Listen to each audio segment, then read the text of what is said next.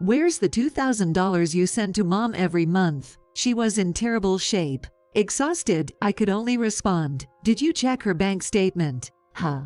Bank statement. My husband's clueless tone made me sigh as I took off my shoes and pulled out a bank statement from the living room. Here, this is her bank statement. She dropped it when she came over last time. He took the bank statement from me and checked the contents, his face turning pale as he looked at me. What is this? That's what it means. I pointed at the bank statement as I spoke. It showed not only transfers from my account but also deposits from another person. All the money was immediately transferred to another account in Mill's name. My husband slumped down, drained of strength, but soon stood up and looked at me squarely. Let's go see Mom and ask her directly. I'm Audrey Clark, a 42-year-old white-collar worker. I've been married to Charles, who is 3 years younger, for about 2 years. We've worked at the same company for over a decade but had always just been colleagues, until we were assigned the same project, which brought us closer. After the project, he asked me out for a meal and then confessed his feelings. Honestly, I was a workaholic with no desire to marry. I had relationships when I was younger, but always prioritized my work, which led to breakups. By the time I was 35, I thought I didn't need to marry anymore. Knowing this, Charles still wanted to be with me and had even prepared a ring, thinking it was just a dinner. Attracted by his earnestness, I suggested we date first, and our relationship began. After that, as we talked more about family, I saw his kindness and how he supported me to immerse fully in my work, leading me to propose to him this time. Incidentally, the ring he initially prepared became our wedding ring. Charles's father had suddenly left home, and since then, Mill had raised him single-handedly. A widow with a child and no job experience, she struggled to find good employment and juggled several jobs to make ends meet. By the time Charles found a job, Mill had become too ill to work long hours and now lives alone in an old apartment, managing on a meager part-time salary. As his company required frequent relocations, Charles moved out when he started working but continued to worry about his ill mother, sending her $1,500 monthly. Even after switching companies, his support didn't change. Though he once suggested moving in together since his company was near Mill's home, she declined, not wanting to intrude on his privacy. Certainly, when we got married and Charles suddenly brought up moving in with Mill, she refused, not wanting to disrupt our newlywed life. While I was caught off guard by the idea of living together, Charles looked dejected beside me. Honestly, I was relieved when Mill declined from her side. I think Mill is a good person, but I was a bit anxious about living with her right after getting married. After coming home without consulting me, I protested to Charles that he must discuss such matters with me in the future. Understanding his concern, I suggested we keep in touch regularly and visit Mill on weekends. I also proposed increasing our support to $1,500, considering we were both earning. Mill cried with joy, and both Charles and I continued to work hard, hoping to ensure Mill could enjoy a happy retirement. However, Mill's living situation never improved, and as the monthly payment day approached, she began making demanding calls. At first, I thought Mill was just struggling, but it started to get me down as the calls continued every month. And it wasn't just apologetic calls. She'd outright ask, "Did you deposit the money?" as if it was the most natural thing in the world. I know Mill means no harm, but it was really getting to me, and I ended up venting to Charles. "Hey, don't we get calls from Mill asking about the money every month? It's a bit, when there's no thank you or anything. Come on, that's no way to talk about it. Mom can't work, she's having a tough time." It seems my complaints irritated him. Unusually, Charles raised his voice in response. Since then, it's been tough to discuss the issue of supporting Mill without Charles becoming stubborn and closed off. How long will the support to Mill continue? I feel sorry, but that's just how I feel. Charles probably notices my farts on this, and that's why he acts the way he does. Realizing this makes me feel like a cold person, and I couldn't bring myself to press the issue further. 2 years after we started sending money, Mill called Charles one day. Listening to Charles' somber responses of I could tell it wasn't good news. "What? You got scammed?" I exclaimed by his words, standing up from my chair in shock. Despite thinking of Mill as a savvy woman, I couldn't help but wonder how much she had lost. "What did she say?" I asked Charles as he hung up. With a gloomy face, he began to speak what she said. Turns out Mom fell for a scam. She got an email, clicked on a URL, and it automatically said she was registered and needed to pay, so she did. That's a one-click scam. Why didn't she say something right away? At my words, Charles's eyebrows arched. Perhaps my phrasing was bad, but it was too late to change anything. "The thing is, she said you've been so cold to her lately, she couldn't talk to you about it. She was so troubled she ended up borrowing money to pay, and now she can't afford this month's rent or water bill. She's really sorry, but she asked if we could increase our support," Charles relayed as he pulled out his own bank statement and began calculating. I realized I had been somewhat dismissive in my responses to the urgent calls, but to be blamed like this. Anyway, we have to do something about Mill's debt. I brought over my own bank statement and opened it beside Charles. "How much is Mill's debt?" Something like $25,000. "We have to figure this out." I was astounded by the amount Charles mentioned. No matter her age, where could Mill have borrowed $250,000? There's no way the bank would lend such a large sum to Mill, who doesn't even own a home. It might be from some shady sources. I made up my mind and told Charles, "Let's just pay off the debt all at once." Charles looked at me vigorously, surprised by my suggestion. I continued the conversation, making eye contact with Charles. "If she could get that money lent so quickly, it's probably not from a bank. We need to pay it off fast before the interest balloons the amount." Charles nodded in agreement several times. Thanks to being frugal and having saved well during our single years, we had enough savings. Charles had also saved up a decent amount, so we decided to split Mill's debt and pay it off. Charles repeatedly thanked me.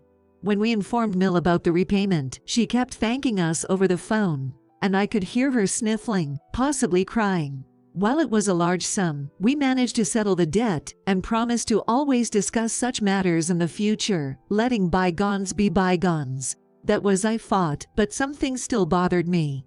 When Charles went to deliver the money, Mill never revealed where she had borrowed it from. "It's our money, so we need to know exactly where it came from," Charles insisted several times, but Mill just said she had forgotten the company's name, but not to worry as they would come to collect the money directly, thanking us again. "Maybe she's starting to get a bit forgetful." He looked concerned, so I said to him we might try to go hospital together next time. But Mill, who detests hospitals, stubbornly refuses to go. So, we planned how we could manage to take Mill to the doctor somehow. Just as we were wrapping up our plan to take Mill to the hospital, Charles's phone rang. It was Mill's sister, who lives far away. "Charles, it's been a while. Is now a good time?" "Hi, Aunt Haley, long time no see." "What's up?" Haley is Mill's sister, a very capable woman who manages a large estate she married into. She detests dishonesty and can be strict, but she's very kind to her nephew Charles and me, his wife. Bella called me. She's asking for money. Are you sending her the regular support? She's been struggling to pay her electric bills for months. We were shocked. We've been sending money every month and just paid off her debts. After thanking Haley, we hurriedly contacted Mill and brought her over to our house. Mill arrived with unkempt hair and wearing an old shirt, visibly impoverished. "Mom, Aunt Haley said you asked her for money. Why didn't you tell us?" "Though I didn't say that. She asked how I was doing, and I just said I'm not as well off as you but living normally." Mill's expression didn't seem deceitful, and we exchanged puzzled looks. Did Haley misunderstand something? Perhaps a casual complaint sounded more serious to her. For now, we reassured Haley that we are indeed sending support, and she seemed convinced. "Mom, does she have other debts we don't know about? Should we increase the support?" She isn't saying much, huh? Let's check her finances next time. Maybe she unknowingly signed something. We'll talk about increasing the support after that." Charles agreed. I put away our bank statements that had been left out and finished the rest of the chores. A few days later, Charles went to visit Mill alone since I had to work over the weekend. I asked him to casually bring up the hospital visit to Mill, and I headed to work. It was a busy day dealing with emergencies, so much that I couldn't even grab lunch, but I managed to text Charles to ask, "How was Mom?" There was a call from Charles in the evening, but I noticed it on my way home from work. Considering there were no messages, it seemed like the content was better discussed directly.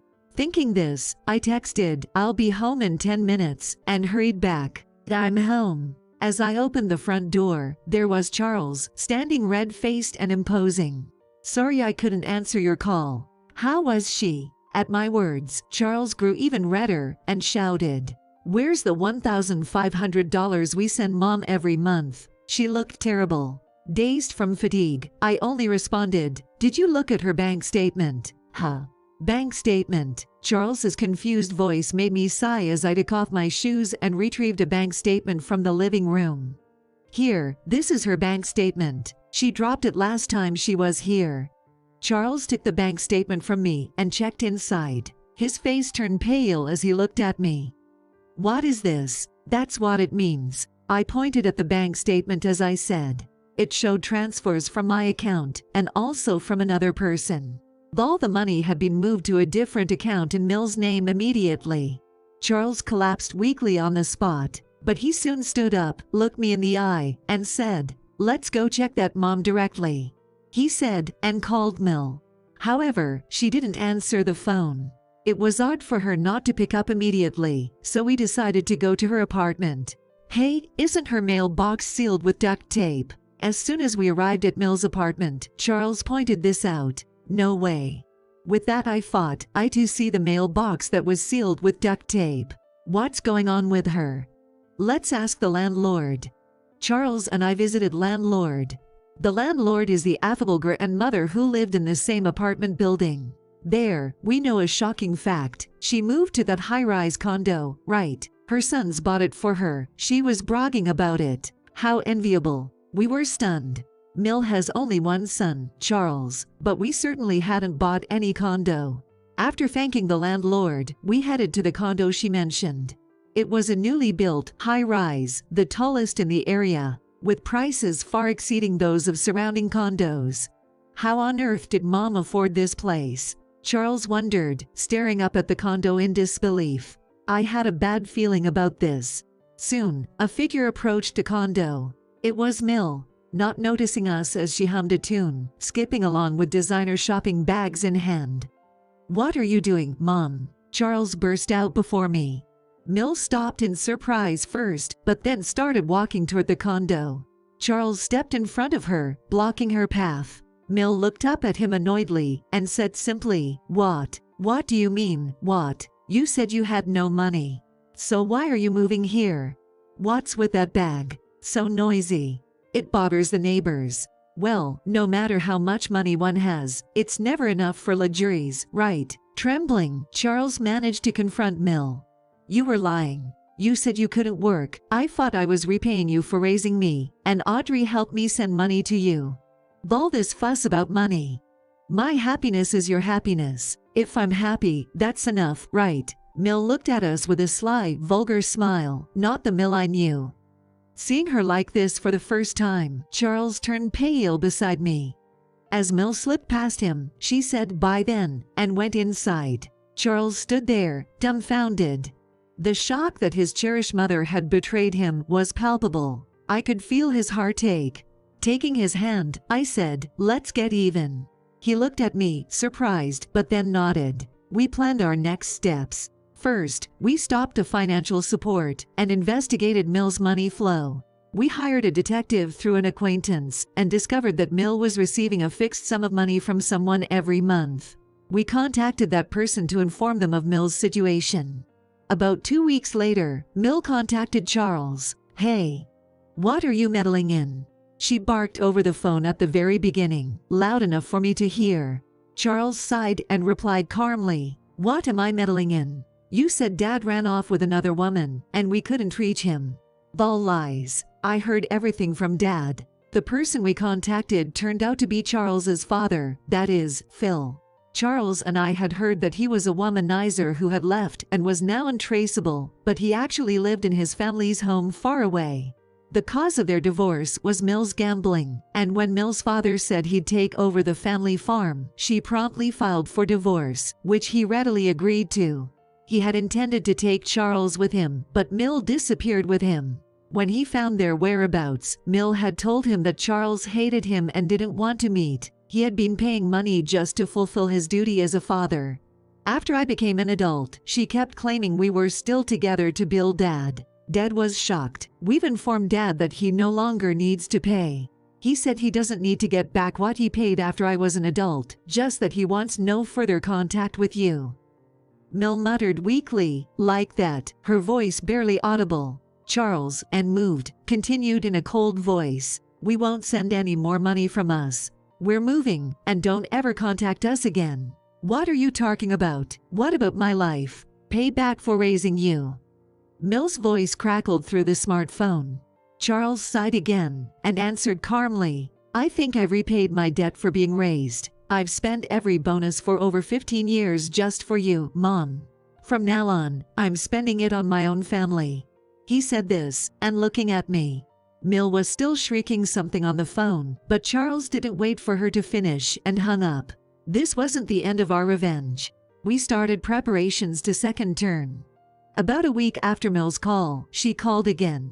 She was incomprehensible but seemed upset about the sale of the condo. Actually, it turned out that Charles had become Mill's legal guardian, and also she had secured the loan for the condo in his name.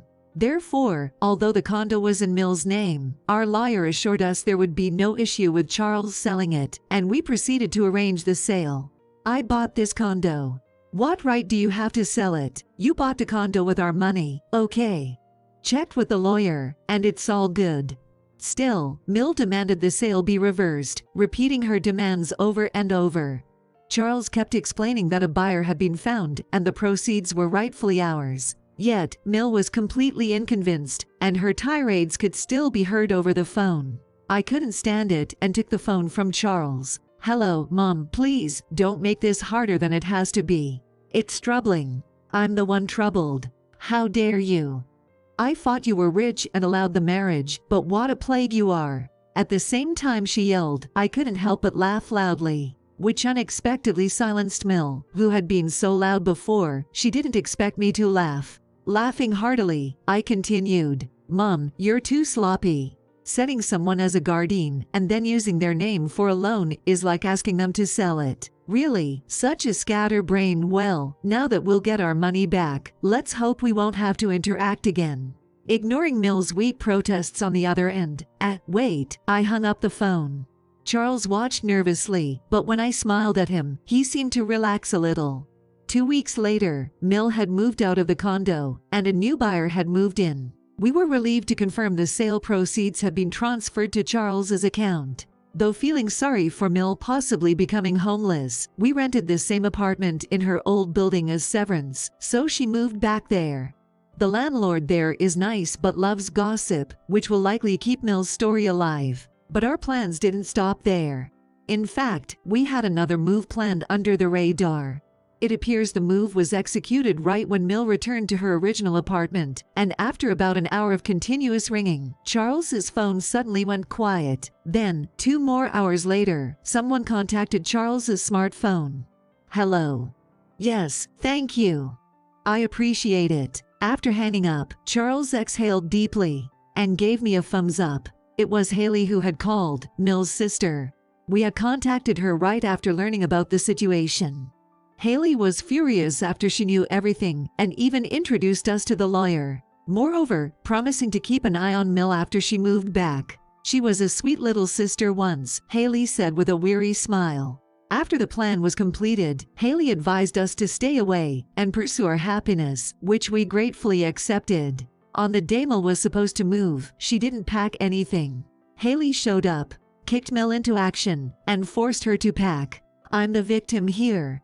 My son and his wife are tricking you, Mill insisted, but Haley, exasperated, forcibly took her back to the old apartment. As soon as Mill arrived at the apartment, she resisted, but when Haley threatened to demand immediate repayment of all the money she had lent if Mill refused, Mill started to comply silently. It turns out that not only had Mill been extorting money from Charles and me and Phil, but also from Haley. Unaware of the full extent, Haley had been helping because she believed Mill had struggled to raise her son. Deceiving such a kind sister, Mill truly seemed irredeemable. However, Haley had no intention of simply giving the money to Mill. She had arranged for Mill to repay her monthly out of her salary. The amount was substantial, seemingly impossible to repay even with a lifetime of work. Moreover, Mill hardly ever worked and struggled to keep even part-time jobs. Even when she got a job, it didn't last long before she quit. Whenever she quit, Haley would scold her. Eventually, Mill was set up to work part-time every day at a store owned by one of Haley's acquaintances. Mill had lied about being frail, but was forced to go to the hospital where it was proven she had no health issues, so Haley insisted she work as much as possible. Mill, who had lied to work since Charles was a child and just played around, seemed unable to cope and was already complaining on the first day. When Haley reported the completion of their plan, she laughed, saying, "She really lacks grit." Charles and I moved immediately after Haley pushed Mill back into the apartment. We relocated near my parents, a distance requiring a plane ride, which has allowed us to live more peacefully. Our jobs were already suited for telework, so we continued without issue. Being closer to my parents, we visit more often, and Charles has grown quite close to my father. Though we had discussed not having children, my health declined around the time our life settled, and a hospital visit revealed I was pregnant. This surprised Charles, but he has since become deeply involved with every checkup, watching our child grow. I feel the same and have already applied for maternity leave. We plan to share parenting duties, raising our child with plenty of love.